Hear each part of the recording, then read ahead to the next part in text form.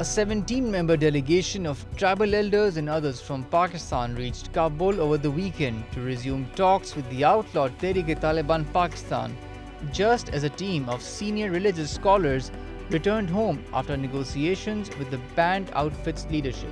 Joining us today on Spotlight is Ihsan Tipu to give an overview of the peace negotiations.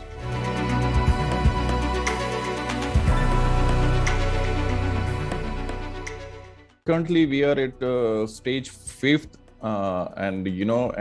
there are actually 6 stages of this entire peace process between Pakistani state and the Tehrik-e-Taliban Pakistan. And currently, we are at stage 5th, and like the rest of the stages. We were having establishing contacts with the TTP. Then getting Afghan Taliban to mediate this entire peace process, exchange of delegation from both sides, and then official engagement with the TTP, the people from the military establishment, they got officially engaged with the TTP, and this is now the stage 5th, where the parliament was taken into confidence through a briefing of a National Security Committee by senior security officials. And the 6th stage would be where the Pakistani government and TTP would formally officially sign an agreement. But again, the last visit, the very recent visit of senior ulama from Pakistan. So that was, that was very much focused, even not only like in the official circles, but in Pakistani and Afghan media as well. And we also have seen some very conflicting reports about the visit of ulama delegation. Like few Pakistani media news outlets, they reported that there was no breakthrough, as it was expected before.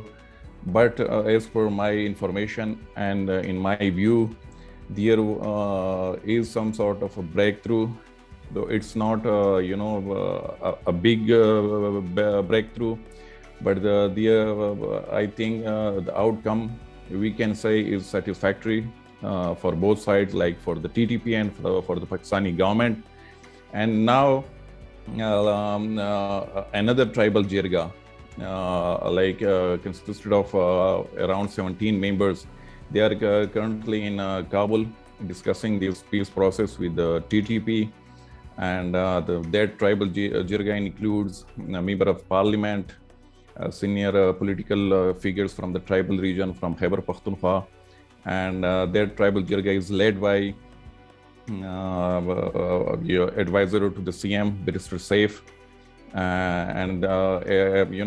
According to my information, they will be there for like 3 days, and they had already met few senior figures of the TTP in Kabul. And yesterday, we have seen a picture of senior TTP commander Umar Khalid Khurasani with the member of Pakistani Senate from Mohammed tribal district, Hilalur Rahman. So I think the process is still very much active. And earlier, we have you've seen so many reports in Pakistani media that there is some sort of deadlock, things might get derailed.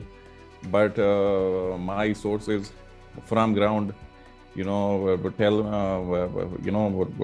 me that now things are very much in the positive direction. But there are 2 conditions or 2 key points which can cause a lot of trouble. One is demand from the TTP, which is seeking reversal of FATA merger. And there is another demand from Pakistani government, which is seeking TTP to lay down arms and dissolve the organization. So these 2 critical points can cause a lot of trouble and can make this entire peace process derailed. and it can also create a deadlock situation. So the ulama jirga had very positive interaction meetings with the TTP leadership. And we should also keep one thing in mind, that people like Mufti Taqi Usmani, people like Maulana Tayyib Tahiri, and then the Muhtamim of Koda Khatak and Maulana Anwarul Haq, they have a lot of influence over Afghan Taliban and the TTP, and even the current Rehbari Shura of TTP. So there are a number of people who are graduated from those madrasas, like those madrasas of Maulana Taqi Usmani, madrasa of Koda Khatak, and madrasa of Maulana Tayyib Tahiri of Panchpir in Sawabi, Khyber Pakhtunkhwa. So Pakistani government tried to use the influence of these senior ulama and to make the TTP soften up on few key issues like the FATA merger issue. And I don't think that Pakistani government will accept all the demands of the TTP. It would be kind of give and take from both sides. But at the same time, you have to,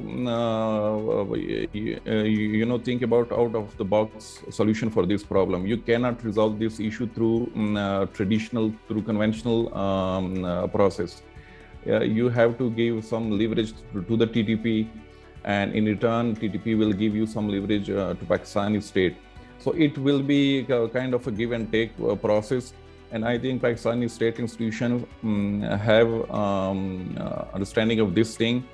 And as far as the FATA merger issue is concerned, I think there will be some sort of compromise from both sides. Like from the TTP side, they will make it soft, and also from Pakistani government side, and they might do some administrative changes in the current status of Pakistani tribal area, which is now merged with the KPK, with the Khyber Pakhtunkhwa province. But one thing we should keep in mind, that return of the TTP, armed return of the TTP in the tribal region, or some districts of Malakand division, it will certainly create a lot of issues domestically, and also like for the region as well. And we should also keep one thing in mind, that few key TTP commanders, they are now globally blacklisted. They are declared global terrorists by the US State Department, by the Pentagon, by the UN. So that would also might create trouble for Pakistani government in the future. And any armed return of the TTP in this area will certainly compromise the gains of Pakistani security forces in the region. And also there would be some domestic, like local resistance from the people in the tribal area. Initially, there was a lot of resistance, differences over the peace process with the Pakistani government, and there were like few very senior commanders. They were resisting this initiative of the current TTP Amir Mufti Nurwali Mahsood. But now, like my sources have been, telling me that Mufti Nurwali Mahsood has very successfully engaged all the key commanders of the TTP to become part of this peace process. And that must be very concerning for Pakistani government as well, that currently TTP is very much satisfied with the peace process. So that would certainly mean that TTP is going to get something really big, which they failed to get in the last 20 years through armed resistance. So that thing must be very concerning for Pakistani government. And also on the other hand, we have the ISKP, Islamic State Khorasan province, which is very much effective, which has sleeper cells all over Afghanistan and and the border region with Pakistan. Like in Peshawar Valley, there are very credible reports by the local security agencies that they have sleeper cells in Peshawar and the outskirts of Peshawar in a few tribal districts. So ISKP is also there. and those elements within TTP who are opposing this peace deal or this peace process.